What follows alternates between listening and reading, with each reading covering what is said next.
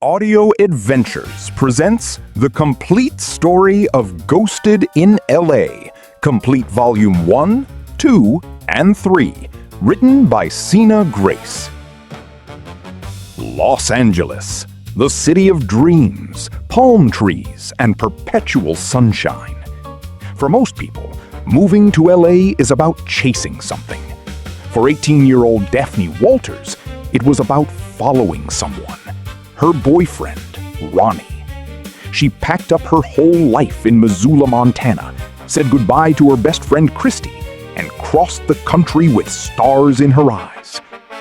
But Los Angeles had other plans. Okay, I can do this.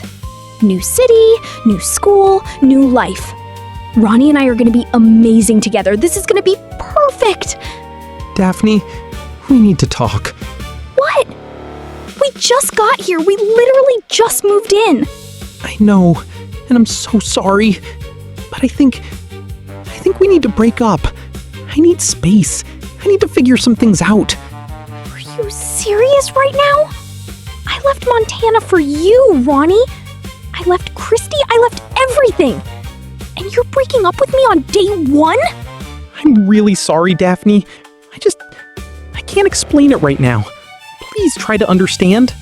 I don't understand. I don't understand at all. My roommate Michelle watches me like I'm a demon spawn. Christy is mad at me for coming here in the first place, and now I'm entirely alone. I just need to clear my head.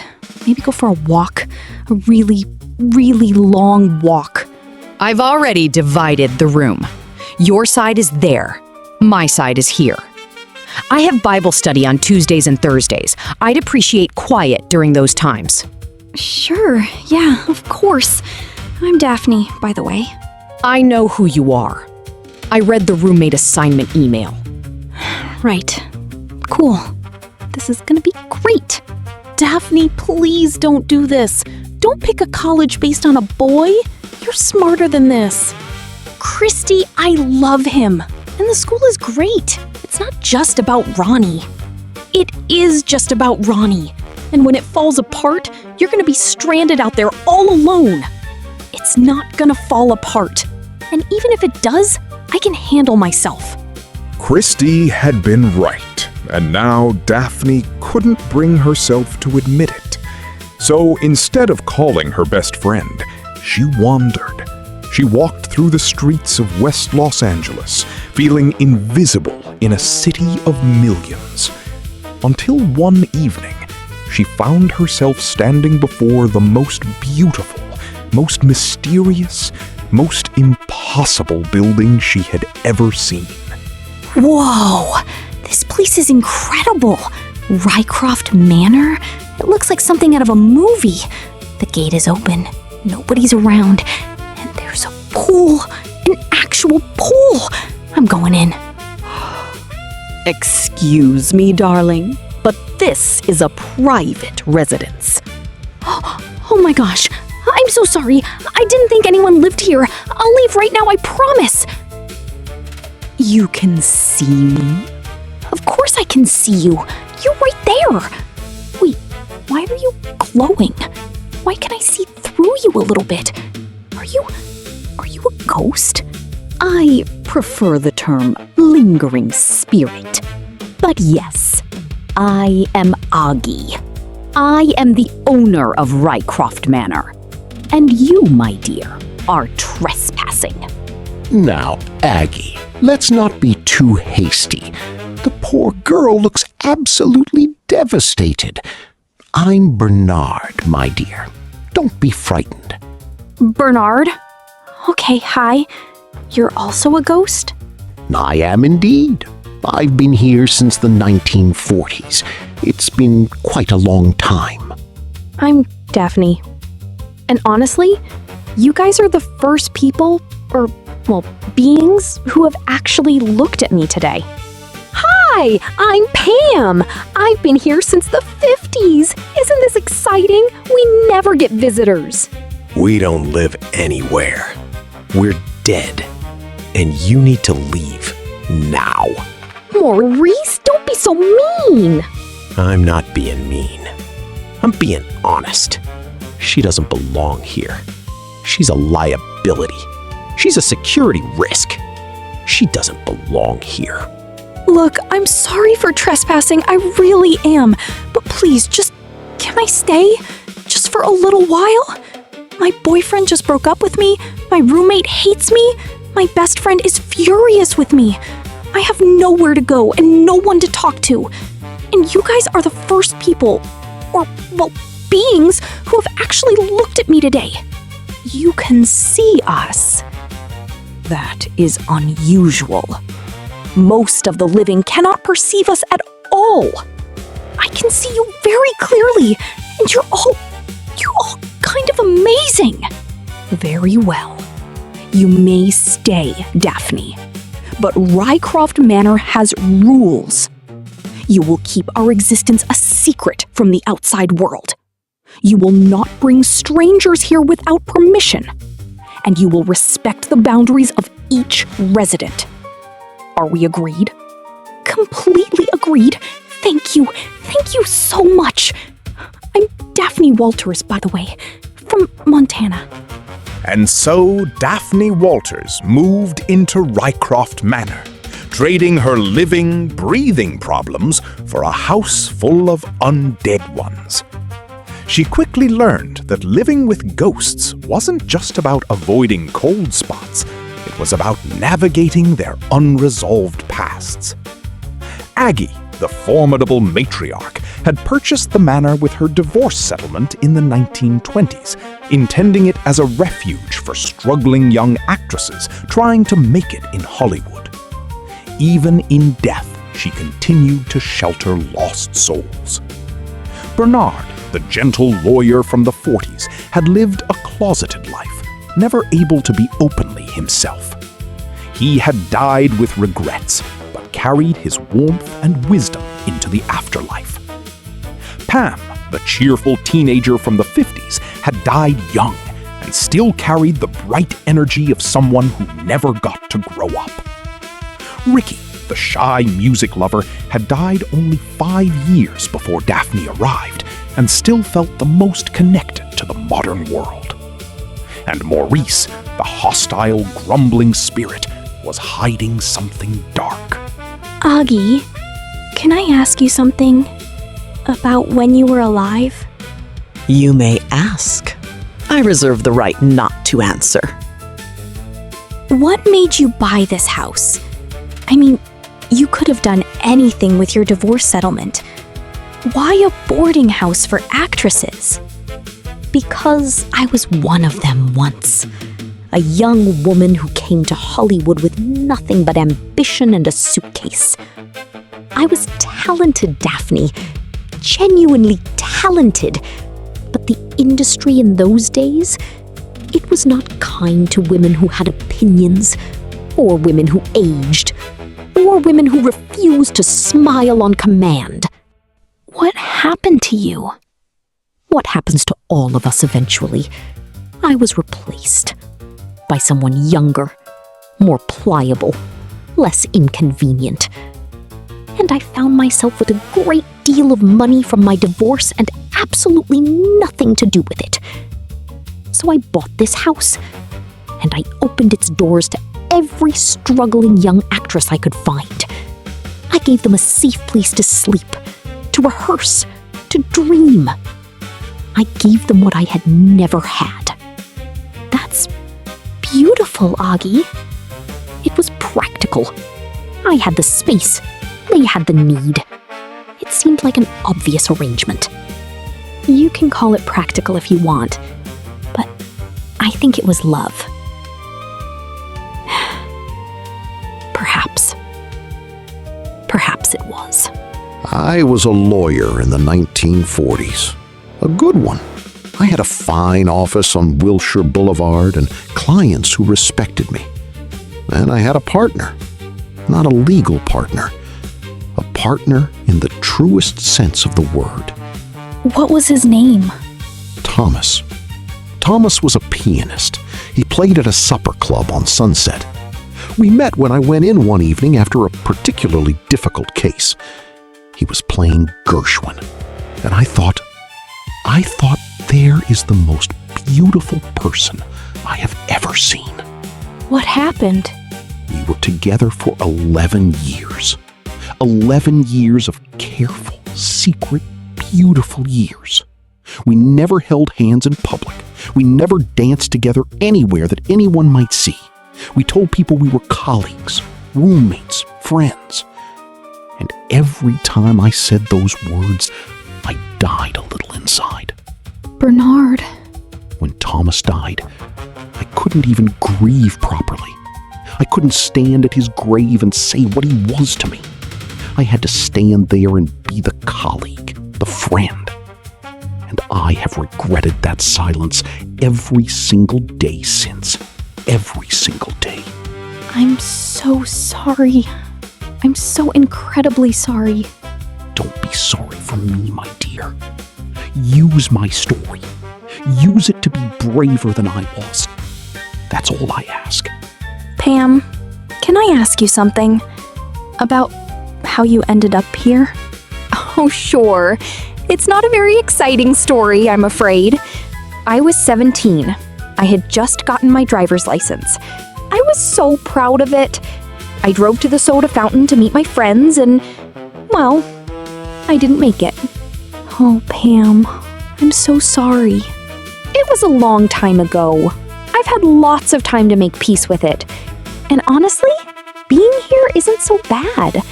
I've gotten to see so much history. Television, rock and roll, the moon landing.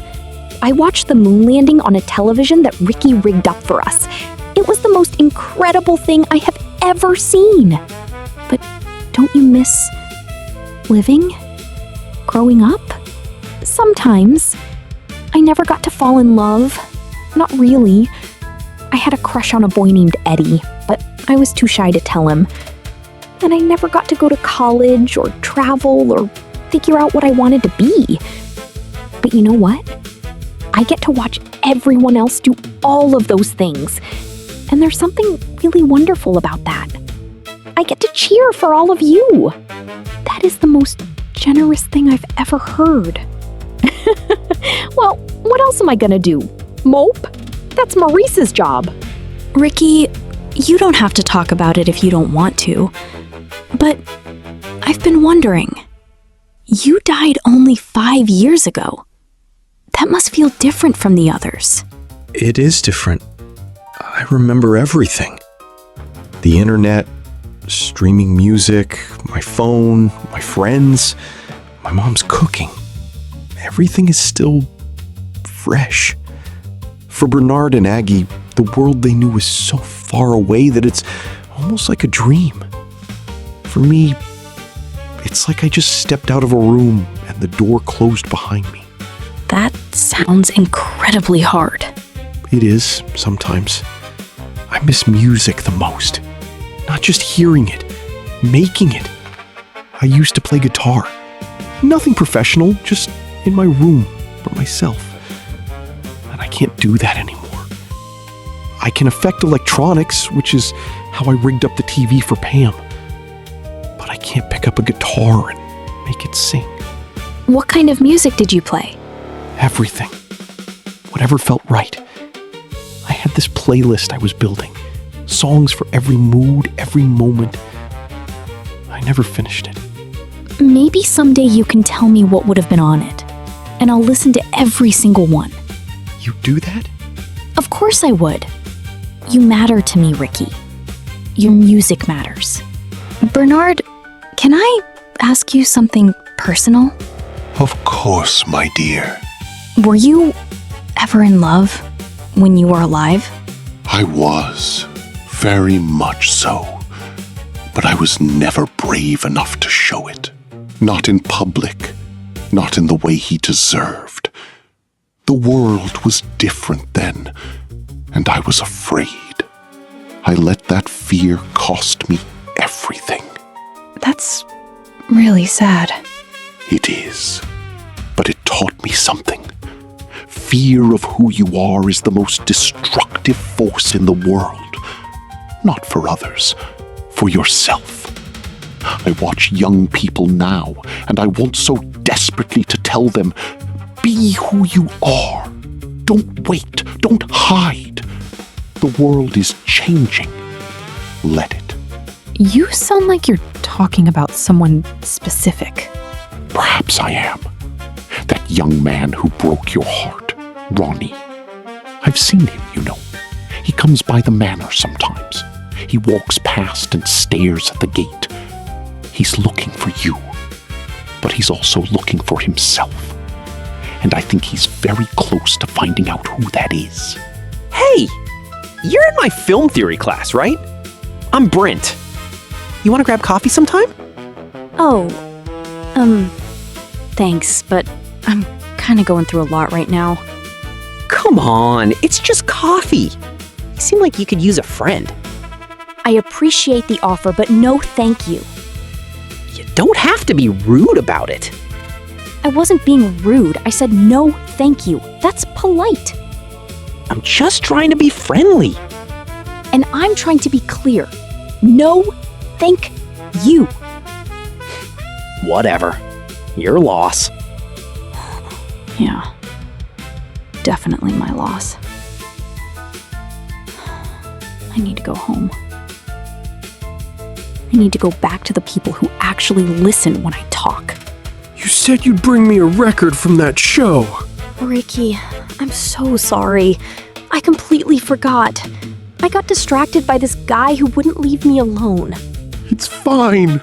It's clearly not fine. I can't leave the manor. I can't go to shows. I can't experience any of it anymore. When you said you'd bring me something, I got excited. And then I remembered what it felt like to be excited about music. And then you didn't come back with it.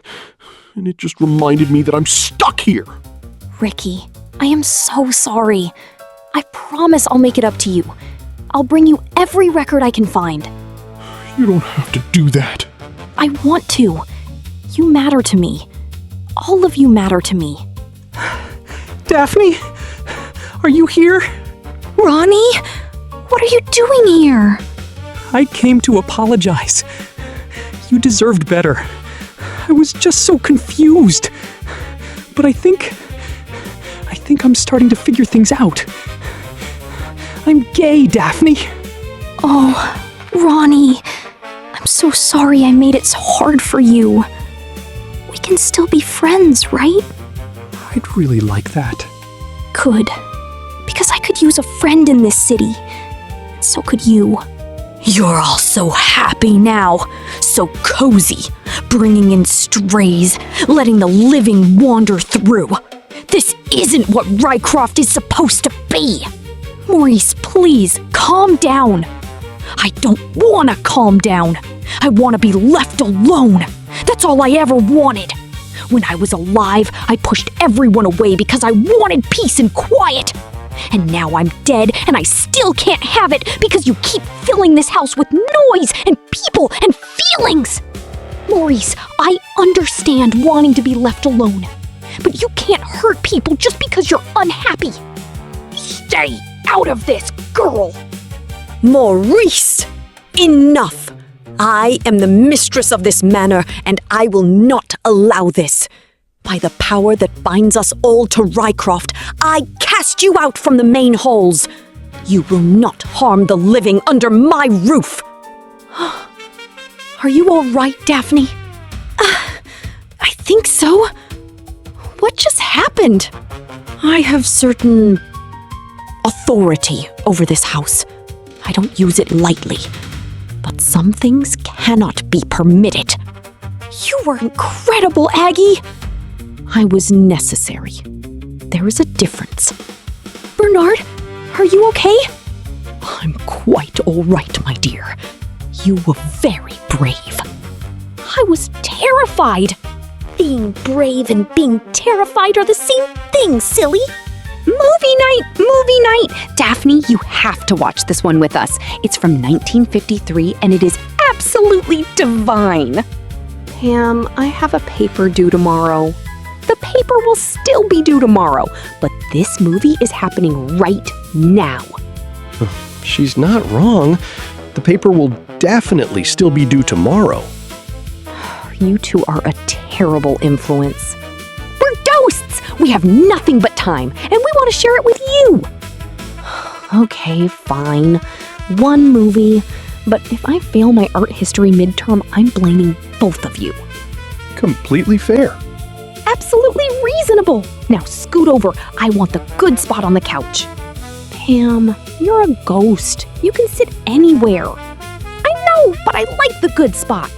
Eiji, do you remember the first time we met? Properly met, I mean. Not just passing in the halls. Of course I do. It was 1949. You had just arrived. You were wearing a very fine suit, and you looked absolutely terrified. I was terrified. I had just died. I didn't know what was happening. I didn't know where I was.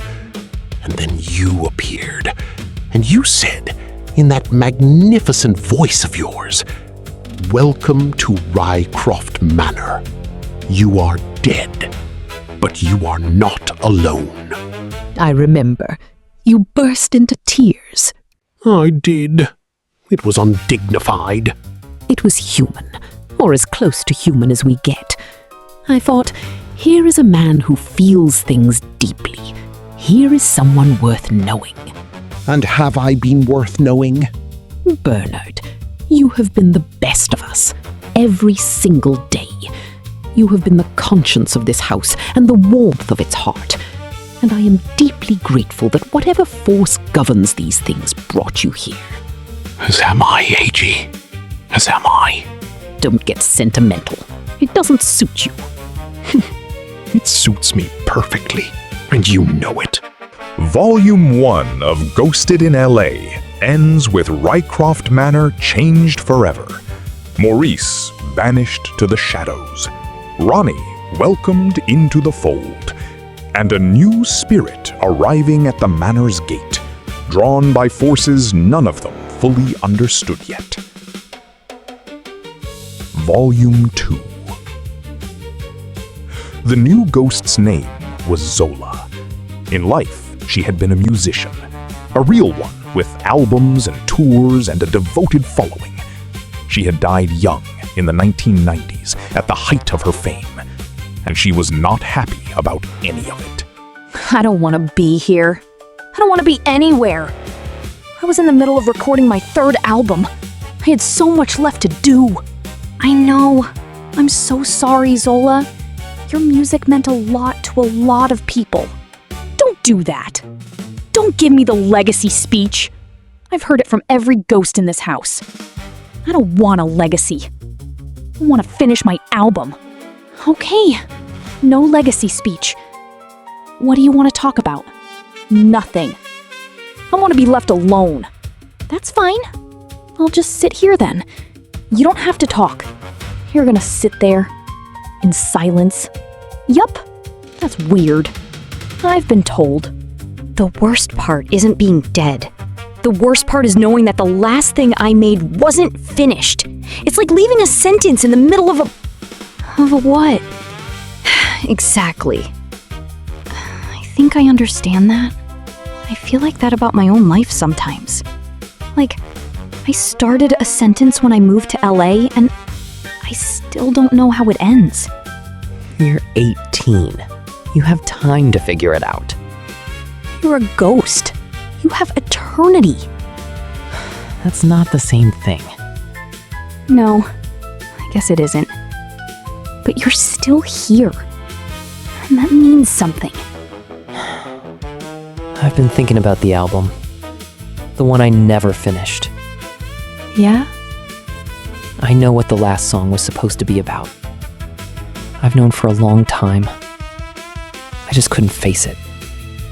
What was it about? Home. Not a place. A feeling. That feeling you get when you're exactly where you're supposed to be. With exactly the people you're supposed to be with. I was trying to write about that feeling, but I kept failing. Because I wasn't sure I'd ever actually felt it. And now?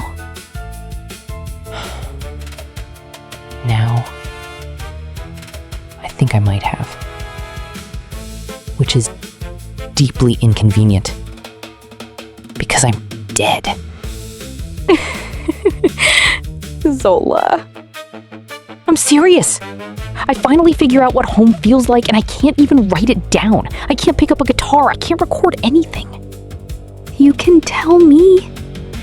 Tell me the song. Describe it. Every note, every word. And I'll remember it. You do that. I do that. I do it gladly.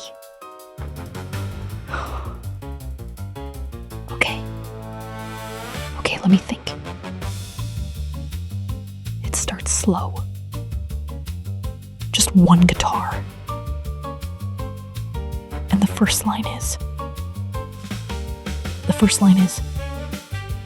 I found my people in the strangest place. Daphne, you haven't come to our movie nights in weeks! I know, Pam, I'm sorry. Zola just needs a lot of support right now. We all needed support when we first arrived. Bernard sat with me for weeks when I first got here. Augie made sure I felt welcome, and now you're too busy for us? That's not fair. Maybe not, but it's true. Pam, I care about all of you. I'm not replacing you. I'm trying to help someone who's really struggling. I know you are. I just miss you. Zola, can I ask you something about the 90s? Sure. What do you want to know? Was it really as cool as it seemed? The music, the fashion, all of it? It was pretty cool, yeah. The music especially. There was this feeling like everything was possible. Like we were gonna change the world. Did you? A little. I think we changed some things. Not everything, but some things. I think every generation feels that way. We felt that way in the 50s too, before everything got so complicated. What was the best part of the 50s? The music, honestly. I know everyone thinks it was all sock hops and poodle skirts, and it was, but the music underneath it was something else. There was this energy, this joy. Music is always the best part of any decade. I think that's the truest thing anyone has ever said. Don't tell Bernard I said something true. He'll never let me live it down. Your secret is safe with me. So, how's school going? Like, actual school? Classes and stuff? Honestly, better than I expected. I'm taking this art history class that I thought was gonna be boring, and it turns out I love it. Like, genuinely love it. That's amazing! What do you want to do with it? I have no idea. But I figure I don't have to know yet. That's kind of the whole point of college, right? Figuring things out? I'm starting to think that's the whole point of being alive, not just college. When did you get so philosophical? I've been spending a lot of time with a man who's been dead since 1947. It rubs off on you. Fair point. How are things with you? Really? Really good, actually. I joined the Queer Student Alliance. I've made some friends. Real ones. People who know who I am and like me anyway. That's everything, Ronnie. That's absolutely everything. Yeah, it really is. Daphne, I want you to meet some people. This is Marcus and this is Theo. They're in the Queer Student Alliance with me. Hi, it's so great to meet you both. Ronnie talks about the Alliance all the time. I do not talk about it all the time. You absolutely do, in the best possible way. Okay, maybe a little. Marcus, Daphne is the one I told you about. The one who lives in the haunted house. It's not haunted. It's just occupied by people who happen to be dead. That's the definition of haunted, Daphne. It's a very friendly haunting. She's not wrong. The ghosts are genuinely lovely. Bernard especially, he's become sort of a mentor to me. Bernard would love hearing you say that. He'd pretend it was nothing and then be secretly delighted for weeks. That's exactly what he'd do. Bernard, can I ask you something? Of course, my boy. When you were alive and you were hiding who you were, how did you get through it? How did you keep going? I found small moments of truth. A conversation here, a glance there. I held on to those like lifelines. And I told myself that someday, somehow, things would be different. I was right. I just didn't live to see it for myself. And that's really sad. It is. But your story doesn't have to be sad. You have something I never had. You have people around you who love you exactly as you are. Don't waste that. I'm trying not to. I know you are. And I am very proud of you for that. Daphne, I feel like I don't even know you anymore. You're always at that house. You're always with these people I've never met. You don't call. You barely text. Christy, I've been going through a lot. The breakup, adjusting to school, everything. I know you've been going through a lot. That's exactly why I wanted to be there for you. But you won't let me in. It's complicated. It's always complicated with you. But it never used to be. We used to tell each other everything. I still want to tell you everything. There are things going on that I don't know how to explain. Try. I live with ghosts, Christy. Actual ghosts. In a haunted manor in West LA. And they're my best friends. And I know how that sounds. It sounds like you lost your mind. I know, but it's true. And I need you to believe me. I know you've been spending time at that old manor on Rycroft Street, Daphne. I've done some research. That place has a history. A dark history. It's just an old building, Michelle. Old buildings don't have cold spots that move. Old buildings don't have lights that flicker in patterns. I've been watching, and I know something is in there. You've been following me? I've been concerned. There's a difference. There really isn't. I'm going to find out what's in that house. And when I do, I'm going to make sure it's dealt with properly. Michelle, please, just leave it alone. I can't. I won't. Augie, what is behind that door? Nothing you need to concern yourself with. That's not an answer. It is the answer I am giving you. Augie, I live here. I'm part of this household. If there's something dangerous in this house, I have a right to know. There are some things in this world and in the next that are better left undisturbed. That door stays closed. That is final. But, Augie! Final, Daphne. I've been thinking, Bernard, about moving on. Moving on? You mean leaving Rycroft? I mean, truly moving on. To whatever comes next. I've been here a very long time. And lately I feel like something is calling me. Something gentle and warm. I think I might be ready. That's a remarkable thing to say, Shirley. Is it terrifying to you? The idea of moving on? Honestly, a little. I've grown comfortable here. But I think you're right to listen to that feeling. If something is calling you home, you should go. I'm not ready yet. But soon. I can feel it. Aggie, can I ask you something kind of personal? You may. How do you know who you are? Like, really know? I feel like I've been so defined by other people. I was Christy's best friend. I was Ronnie's girlfriend. I was the girl from Montana.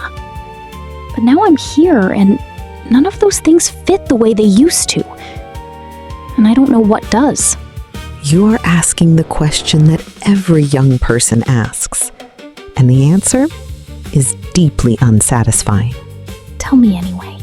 You find out who you are by doing things, by making choices, even wrong ones, by caring about people, even when it costs you something, by standing up for what matters to you, even when you're terrified. You have done all of those things since you arrived here. You are already becoming who you are. You just haven't noticed yet. You make it sound so simple. It is not simple. It is the hardest work there is. But you are doing it every single day. I think I might be bisexual or pansexual. I'm still figuring out the words. The words will come. The feeling is what matters. And the feeling is yours. Own it. Thank you, Aggie. Don't thank me. Just live it. Good morning, Augie. Good morning, Daphne. You were out late last night. Study group. We had a presentation to prepare. And how did the presentation go? Really well, actually. My professor said I had a unique perspective on the material. I think she meant it as a compliment. Of course she did. You do have a unique perspective. You live with people from 6 different decades. Your frame of reference is rather extraordinary. I never thought about it that way. Most people don't appreciate what they have until they consider how unusual it is. You, Daphne, have access to living history, to people who experienced the world in ways that no textbook can capture. That is a gift. You're right. I should use it more. Maybe I'll write my term paper about the social history of Los Angeles as experienced by its residents across multiple generations. That sounds like an excellent paper. I'll need to interview my sources. I suppose I could make myself available for academic purposes. Of course, strictly academic. The second volume ends with the manor in a state of beautiful, complicated tension. Zola still guarded and prickly, but slowly warming. Ronnie finding himself. Shirley contemplating departure. The basement door rattling in the dark. And Michelle getting closer to the truth. Volume 3, the final chapter. Daphne Walters had come to Los Angeles looking for love, and found a family instead. But families, even ghostly ones, face storms. And the storm was coming. Okay, deep breath. Michelle is planning something. The basement door is getting worse. Zola is still a mystery. Christy won't return my calls, and I have 3 papers due next week. This is fine. Everything is fine. You're talking to yourself again.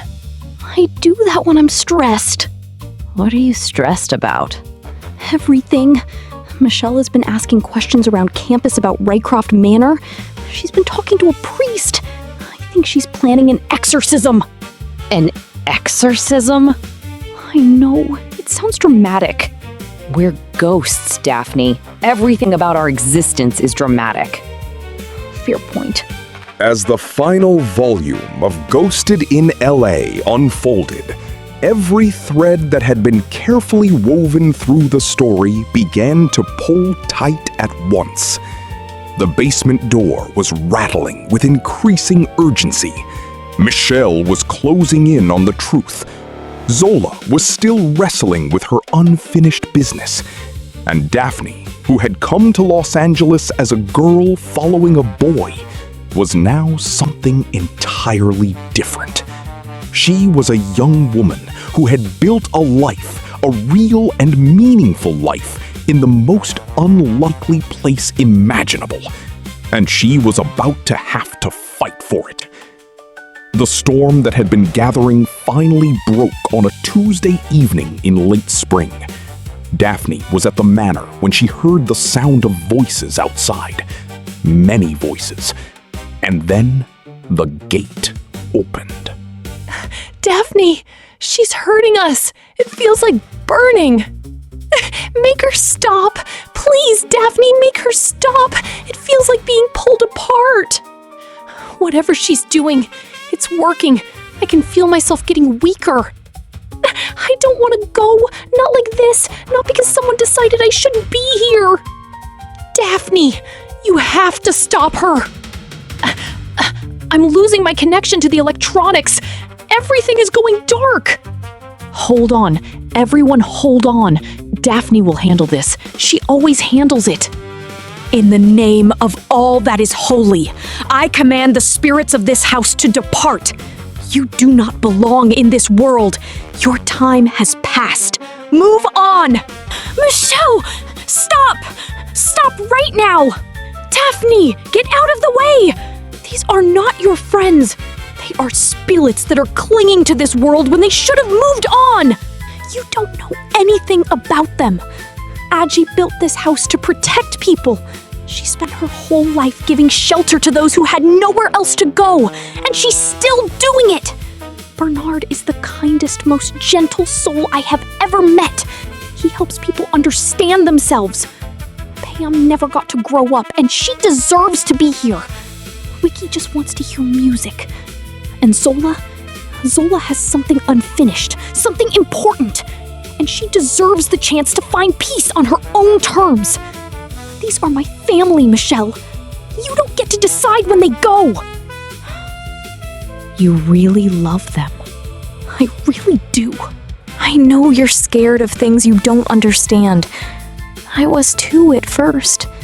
But these aren't demons, Michelle. They're people.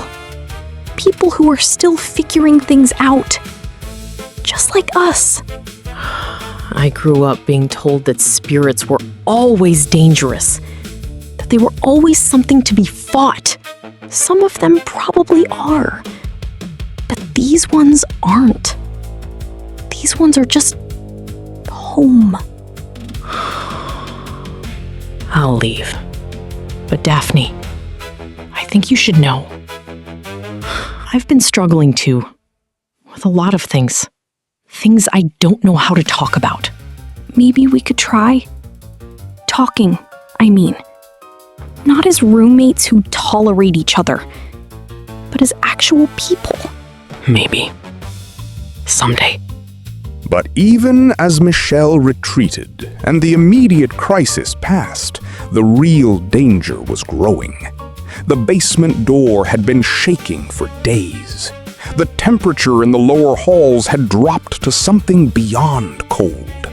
And the sounds coming from behind that door were no longer just rattling. They were words, whispered, distorted, ancient words that none of the ghosts could quite make out, but all of them could feel in whatever remained of their bones. Agiti had kept her secret for decades, but secrets, like the dead, have a way of refusing to stay buried. And on the night that the basement door finally burst open, Agiti stood before her family, her chosen family of lost souls, and one very stubborn living girl. And she told them everything. Daphne, it is time I told you the truth about the basement. I've been waiting for this conversation. When I built Rycroft Manor, I was not entirely alone in my ambitions. There was another spirit. One who had been here long before I arrived. One who helped me establish this place as a refuge. But over time, that spirit became something else. Something darker. Something that fed on the grief and the longing of the spirits I brought here. I sealed it in the basement many decades ago. But it has been growing stronger. And I believe it is connected to why some of us have been unable to move on. Aji, why didn't you tell us sooner? Because I was ashamed. I brought this thing here. I thought I could control it. And I was wrong. So what do we do about it? We face it. Together. Daphne, whatever is behind that door, we face it together. That is what families do. Bernard, it's been feeding on all of you for decades. It's ancient and it's powerful, and I'm just a college freshman from Montana. You are the person who walked into this house when you had nothing and made it a home again. You are the person who fought for us when no one else would. You are the person who sees us, all of us, exactly as we are. That is not nothing, my dear. That is everything. I'm scared. So am I. We all are. But we're scared together. And that makes all the difference. I'm ready. Me too. Let's finish this. Together then, as it should always have been. The confrontation with the basement entity was unlike anything Daphne had ever experienced. The door burst open in a wave of cold and darkness. The entity inside was ancient and formless, a knot of unresolved grief and rage that had been building for decades. Entity whispering, "You cannot make me leave. This is my place. This has always been my place. You are all here because of me. Your grief, your longing, your unfinished business. I fed on all of it. I kept you here. You have no power over us anymore. We choose to be here. We choose each other. You cannot choose. You are bound. You are mine." No, they're not. They belong to themselves, and I belong to them. And we're not afraid of you. I'm here too, for whatever that's worth. It's gone. It's truly gone. Pam, crying softly. I can feel it. Something lifted. Something I didn't even know was weighing on me. Me too. Me too. Me too. The entity was gone, and in its absence, Rycroft Manor breathed differently. The cold spots warmed, the flickering lights steadied. The shadows in the corners retreated to where shadows were supposed to be. And the ghosts of Rycroft Manor, freed from the weight they had been carrying without even knowing it, discovered something remarkable. They were lighter. Not lighter as in fading, not lighter as in disappearing. Lighter as in free, as in themselves, as in finally, fully, completely present in whatever existence they had been given. Aggie stood straighter. Bernard laughed more easily. Pam's brightness, always radiant, became something warmer and more real. Ricky found that he could actually hum, for the first time since his death. And Zola, who had arrived at Rycroft Manor furious and grieving, sat down in the garden one evening and began to sing. It was the most beautiful thing Daphne Walters had ever heard. It's time. I can feel it. The thing that was keeping me here, that dark weight, it's gone now. And I think I can go. I'm gonna miss you, Shirley. I'll miss you too, darling. You're a remarkable young woman. Don't let anyone tell you otherwise. Safe travels, old friend. Goodbye, Shirley. Give my love to whoever you find on the other side. I will. She looked so peaceful. She was. She finally was. I found my people in the strangest place, in the house where time forgot to move. I found my home in a haunted space, and I found myself in you. Zola.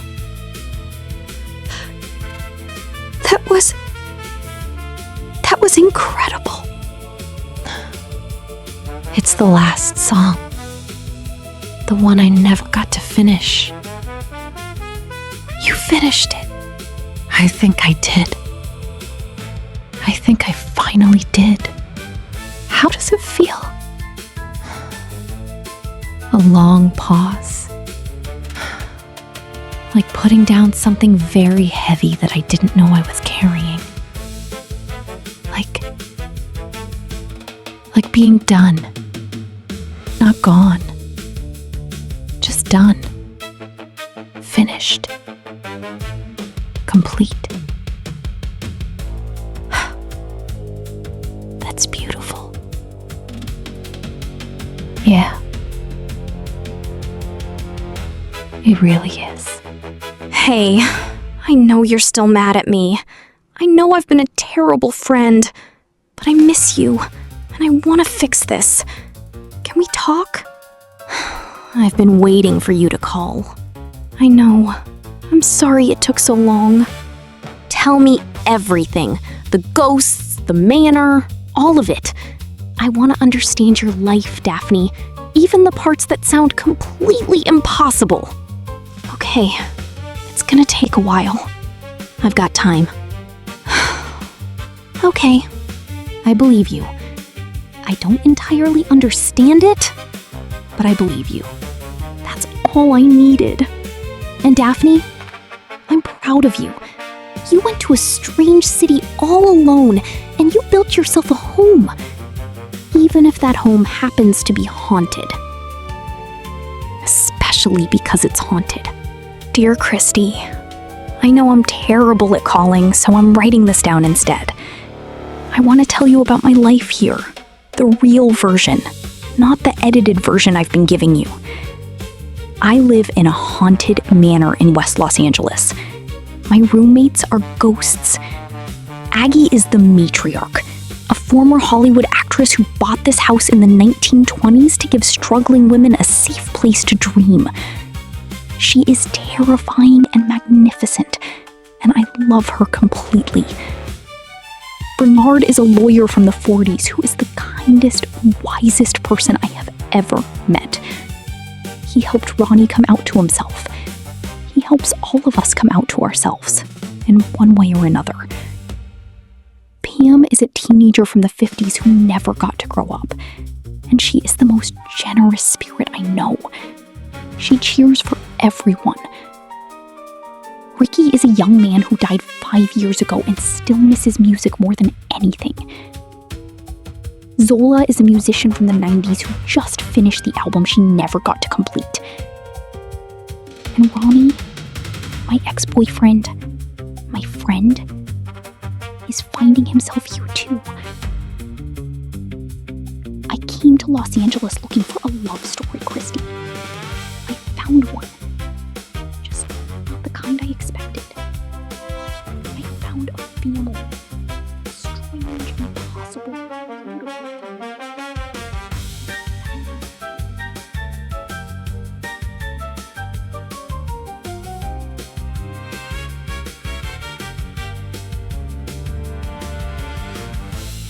She's incredible! She's absolutely incredible! You really think so? Zola, you're the most talented musician I've ever heard. And I've been a ghost for 5 years, so I've had a lot of time to listen to music. That might be the nicest thing anyone has ever said to me. I think your unfinished album is still in you, Zola. I think it's been in you this whole time. You just needed to find people who could hear it. Maybe you're right. Bernard! I came out to my parents last week. And? My mom cried. Happy tears, she said. My dad said he already knew. He said he'd been waiting for me to tell him. Oh, Ronnie, that is everything. That is absolutely everything. I kept thinking about what you said, about not wasting the love that's around you. I didn't want to waste it anymore. I am so proud of you. So genuinely, deeply proud. I couldn't have gotten here without you, Bernard. I really mean that. You did the hard part, my boy.